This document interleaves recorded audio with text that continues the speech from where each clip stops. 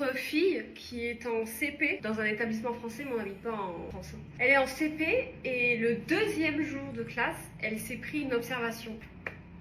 C'est pas pour un truc gravissime en soi. Non, ça va. Bon, elle s'était coupé les cheveux en classe. Elle nous a dit, c'est Gabriel qui m'a dit qu'il fallait que je me coupe les cheveux. J'ai dit, mais est-ce qu'il a insisté? Est-ce qu'il t'a forcé? Il m'a dit, une fois, coupe-toi les cheveux. J'ai dit non. Ça c'était bien ça. Ça, c'est bien. Ça c'était bien. Et après, il m'a dit une deuxième fois, coupe-toi les cheveux. Et j'ai dit, allez, ok. Buenas tardes. Quisiera informarles que Lucy se ha cortado el pelo en clase de español. Me ha dicho que su compañero se lo ha pedido y ella no ha podido resistir.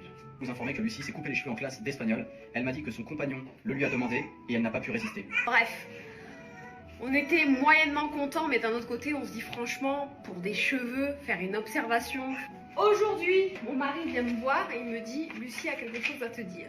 Lucie s'est pris une deuxième observation. Elle s'est pas pris juste une observation, elle a dû également remplir une fiche de réflexion. Fiche de réflexion parce qu'en CP, ils ont des cours de philo. Et ils doivent également dessiner ce qui s'est passé. Voilà. Donc je me suis dit, mais qu'est-ce qui s'est passé? Je vous le lis. Lucie ne range pas sa chaise malgré les relances de la maîtresse. Est-ce que vous vous foutez de ma gueule? Qui ne range pas sa chaise? Non mais vous vous foutez de ma gueule.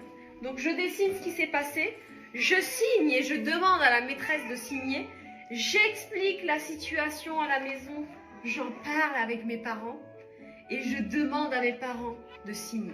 Alors on va non seulement signer, mais également demander à la maîtresse si peut-être il est nécessaire qu'elle aille voir un psychologue, parce que c'est très grave. Si. Il faudra aussi qu'on lui donne des cours de dessin, parce que ça va pas du tout. C'est très moche. Ça commence par une chaise, puis ça fume des joints. Puis ça finit en tôle. Ouais. Voilà. Une vie de délinquant, qu'est-ce que c'est? Est-ce que c'est pas l'image d'une vie de délinquance? C'est pas celle d'une chaise mal rangée? Il est tellement inspirant. Voilà.